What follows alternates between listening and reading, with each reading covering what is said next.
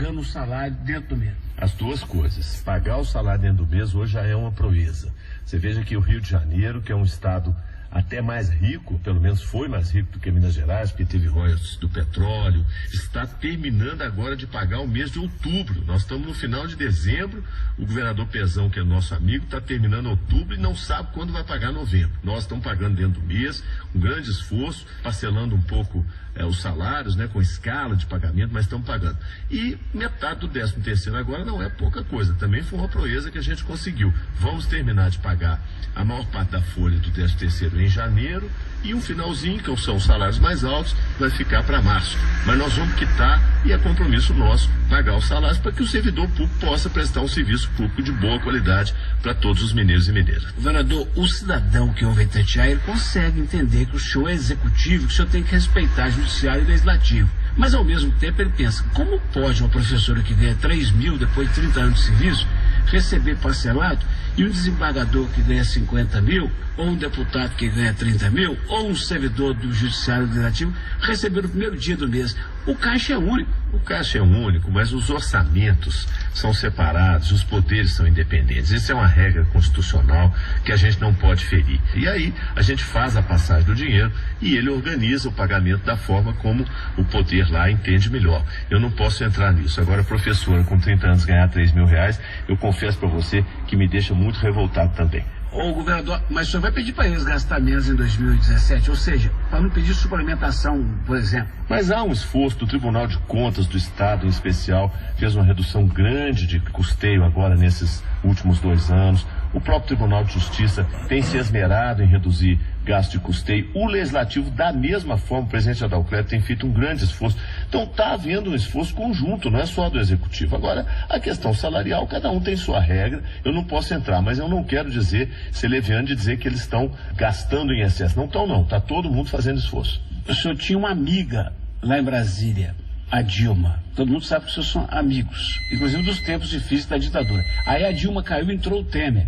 O que a gente sente é que ele é refém do Congresso. Isso complica tudo a vida dos governadores. Parece que o país está sem rumo. O senhor está com essa sensação de que nós estamos sem rumo? Olha, eu tenho uma cautela muito grande para falar desse assunto. Vou dizer para você porque, de fato, eu sou amigo da ex-presidenta Dilma e continuo amigo dela. Agora, o presidente Temer tem comigo uma relação extremamente amigável, fraterna, desde sempre. Desde que ele era vice-presidente, eu era ministro. Tive sempre com ele uma convivência pessoal muito boa. Eu tenho uma relação com ele acima de qualquer coisa. Agora, tem as injunções partidárias, tem essa crise horrorosa que a União está enfrentando também, essa insegurança jurídica que o Brasil está vivendo. Tudo isso atrapalha os governadores, como atrapalha o próprio presidente da República e a União. Acima de tudo, é preciso haver tolerância, serenidade, compreensão. Quanto mais radicalismo tiver, pior fica para o Brasil e para o povo brasileiro. Nós temos que ser tolerantes. É o exemplo que eu quero dar de Minas.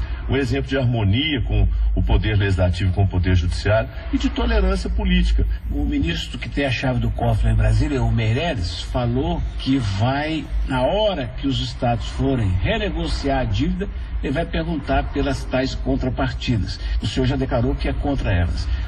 O senhor acha que, de repente, Minas pode ficar sem a renegociação da dívida por não concordar com congelamentos de salários, promoções e outras providências? Veja, as contrapartidas são necessárias. Nós temos que fazer e persistir no esforço que estamos fazendo de arrumar a casa. Mas aquilo que estava no projeto era inviável. Você não pode deixar a Polícia Militar e a Polícia Civil sem as promoções de carreira, que são direitos dos servidores. Você não pode querer fazer uma reforma previdenciária atropelando o direito das pessoas. Você não pode obrigar o Estado a força privatizar suas empresas, como CEMIG, Copasa. Esse nível de exigência é intolerável. Não é possível que a União, por isso a Câmara, com muita sabedoria, derrubou tudo isso.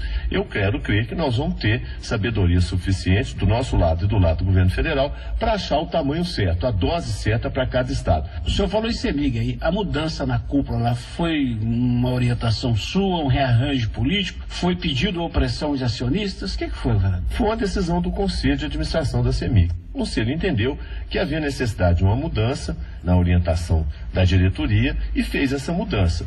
O presidente que saiu, o professor Mauro Borges, é uma pessoa muito competente, fez um belo papel, desempenhou-se muito bem nesses 2 anos que esteve lá, mas agora mudaram as necessidades, é preciso de um outro perfil, foi isso que o Conselho entendeu e chamou para a presidência um técnico muito qualificado, que é o doutor Bernardo Salomão, já é funcionário antigo da CEMIG, já aposentado, e volta para nos colaborar com o Estado. Eu acho que não vai haver nenhum problema maior na administração daquela empresa. Governador, o senhor passou 2016 lutando contra a dificuldade de toda a ordem, principalmente a falta de dinheiro, e tendo que o tempo todo ouvir notícias da Operação Acrônimo da Polícia Federal, do Ministério Público. O senhor vai para o Rei Leão preocupado, não preocupado com isso? Isso diminui o seu ritmo de trabalho no governo de Minas? Como é que o senhor recebe essa acusação permanente de irregularidades dos tempos de ministro? Veja bem, Eduardo, isso aí, infelizmente, eu tenho até falado pouco sobre isso, vou lhe explicar porquê, e é bom que os ouvintes também saibam disso. Esse assunto transformou-se numa disputa política, essa que é a verdade. Essa famosa Operação Acrônimo, toda ela irregular, feita desde o seu início sem os mandatos judiciais competentes, transformou-se num instrumento de luta política contra nós, para desestabilizar o governo legítimo que os mineiros escolheram. O que tem lá é uma delação de um cidadão que, preso, inventou um monte de calúnias e mentiras contra nós. Eu vou me defender em relação a isso, tenho a consciência absolutamente tranquila, não cometi nenhum ilícito, mas estou envolvido numa disputa que é política, muito mais do que jurídica. Quero deixar os mineiros e as mineiras tranquilas em relação a esse ponto. Eu não tenho qualquer culpa nessa história. Estou absolutamente tranquilo. Vou me defender. Agora, o que nós não podemos é permitir que esse tipo de ação, que começa juridicamente e depois é transformado em instrumento político, se volte contra o povo de Minas, impedindo que a gente governe Minas Gerais. Isso eu não vou permitir, vou lutar até o fim das minhas forças para que esse absurdo não aconteça. Falta, governador, o desejo de um ano bom para os ouvintes da Itatiaia. O que eu quero desejar a todos os nossos conterrâneos, nossos irmãos e irmãs, mineiros e mineiras, é um 2017 de muita saúde, de muita paz, de muita prosperidade. Minas tem uma coisa muito boa. Minas, além de ser o estado do equilíbrio, da harmonia, da concórdia, é o estado do trabalho. Eu costumo dizer que o outro nome de Minas, porque veja bem, o único estado que tem no seu nome uma profissão é Minas Gerais. Nós somos mineiros. Nós podíamos ser carpinteiros, serralheiros, marceneiros. Não, nós somos mineiros, aqueles que trabalham nas minas. O outro é carioca, paulista, pernambucano, tudo denominação geográfica. A nossa é uma denominação profissional. Então, se alguém já disse que o primeiro nome de Minas é liberdade, eu quero dizer, o segundo é trabalho. E é isso que nós estamos fazendo por Minas Gerais. Governador Fernando Pimentel, repórter Eduardo Costa.